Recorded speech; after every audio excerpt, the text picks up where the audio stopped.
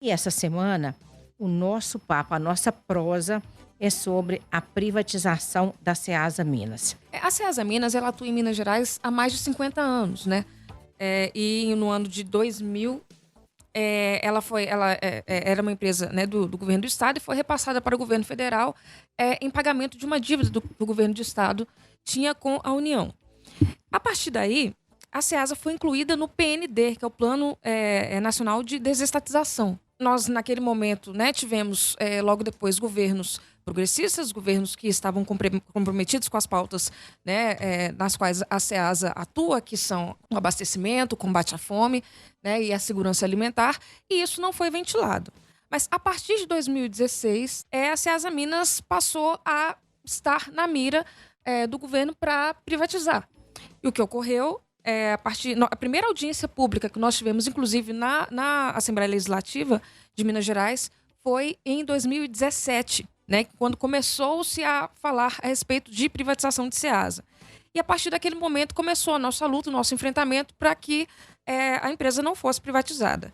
Com a chegada do governo Bolsonaro, passou a ventilar-se ainda mais essa questão, e a partir de 2020, 2021, aí começou de fato o processo de privatização, e aí que foi, né, inclusive, que a deputada Beatriz Cerqueira, né, até junto com outros deputados também aqui de Minas, começaram a atuar e estar com a gente nesse enfrentamento. No dia 19 de novembro de 2021, nós tivemos uma reunião do BNDES em que ficou claro que o custo de administração dos espaços da Ceasa Minas iria dobrar, né? Hoje o metro quadrado dos lojistas, que custa entre 10 e 11 reais, ia ter um aumento de 10, ou seja, ia dobrar esse valor. E, inclusive, os empresários que lá estavam garantiram que esses valores seriam repassados para o consumidor. Então, mais uma vez, quem paga o pato é a população, sobretudo a população mais carente. E aí você privatiza uma central de abastecimento que é responsável por grande parte do abastecimento do país e que, inclusive, recebe a produção de vários outros estados, não só de Minas Gerais. Isso, naturalmente, acarretaria ao aumento do custo dos alimentos. Olá, Sânia. Quais as perspectivas dos trabalhadores nos serviços públicos federais com a posse do governo Lula? A nossa perspectiva é de vitória, até mesmo porque nós já conseguimos barrar a PEC 32, né? A antiga PEC 32. Sim. Só da gente já ter conseguido barrar essa PEC e de termos uma perspectiva de um governo que valoriza o serviço público e a população, nós já temos aí uma perspectiva de vitória mesmo. A gente consiga aí, né, Sânia, fazer um debate com a população. Eu queria que você falasse um pouco disso também, que a gente já teve um período nos governos Lula e Dilma que a gente tinha a questão dos alimentos, dos pequenos produtores, que o governo tinha esses estoques guardados, e a Ceasa servia para isso também. Para a gente poder fazer até competição de preço, né? Que agora, como está tudo no mercado, a gente está vendo absurdo as coisas. Nós estamos pagando aí 13 conto no quilo de cebola, né, Sam? Que é um absurdo, né? Então, que se tem, né? Eu sei que vocês têm proposta da Sincep a respeito disso.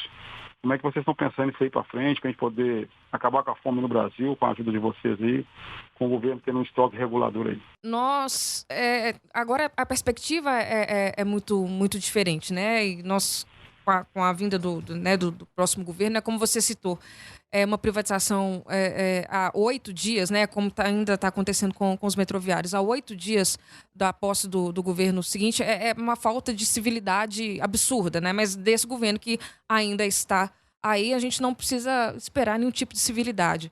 Mas a gente, né, continua em luta e nós temos a perspectiva, né, de cancelar esse leilão e também, né, deixar aqui a nossa força, nossa palavra de apoio, né, como eu também já fiz em outras oportunidades, aos companheiros e companheiras, né, da CBTU, né, os metroviários de Belo Horizonte, que também estão também com esse processo de privatização que também é absurdo, né, um valor muito aquém do que de fato a empresa vale, né, de fato é entregar a preço de banana, como eles têm ressaltado, a empresa para iniciativa privada e prejudicando mais uma vez também a população. É sempre a população, o povo que precisa precisa do alimento, que precisa do transporte, que é sempre o principal impactado. Há uma semana da data prevista para o leilão da Ceasa Minas, o mesmo foi suspenso, mas não houve o cancelamento.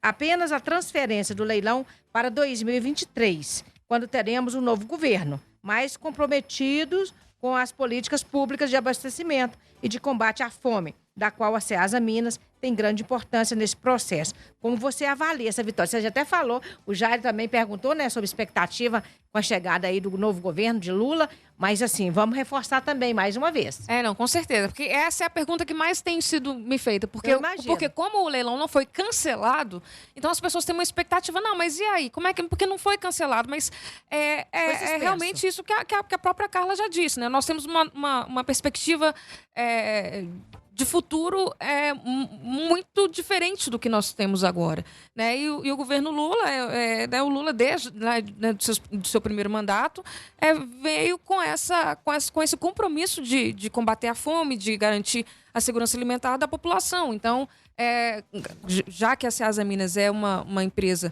que atua nessas áreas, nós temos uma perspectiva muito positiva de que nós vamos, de fato, conseguir cancelar o leilão e tirar a Ceasa do PND, que é o Plano Nacional de Desestatização. No Brasil, o senso comum é de que há muitos servidores públicos e que os salários são altos.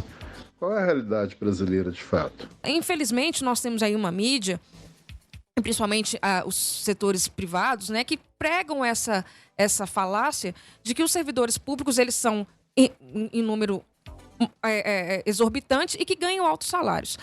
A parcela dos servidores públicos que ganha um valor, né, maior de salário é muito pequena. A maior parte dos servidores públicos no nosso país são servidores que estão em cargos de... Esse valor eu me recordo, que é de no máximo R$3.000 de salário e estão nas escolas, nos hospitais, na limpeza urbana. Então, serviços esses que são essenciais para a população. Então, ao invés de diminuir o serviço público, nós precisamos fortalecer o serviço público, principalmente num país como o nosso, que tem uma desigualdade social infinita. Exatamente. Mas aí eu queria até aproveitar, por que o governo e governos assim, como, né, desse governador que aqui está, esse neoliberalismo, esse pessoal que está aí do Estado mínimo, o liberalismo, por que eles têm tanto medo de servidor público, hein? Eles têm medo do servidor público justamente porque o servidor público vai levar para a população aquilo que eles querem levar a título de oferir lucro. Porque é o caso da Ceasa, vou dar o caso da Ceasa Minas. Ceasa Minas, ela exerce ali um papel que pode ser exercido pela iniciativa privada oferindo lucro. Né? E isso aumenta a desigualdade social, porque a gente sabe que para que nós tenhamos os milionários, nós temos que ter vários outros pobres, súditos. Né? Então, exatamente, para que eles estejam lá em cima, nós temos que ter muita, né? A base da pirâmide ela precisa estar muito bem sustentada para que eles se mantenham no poder.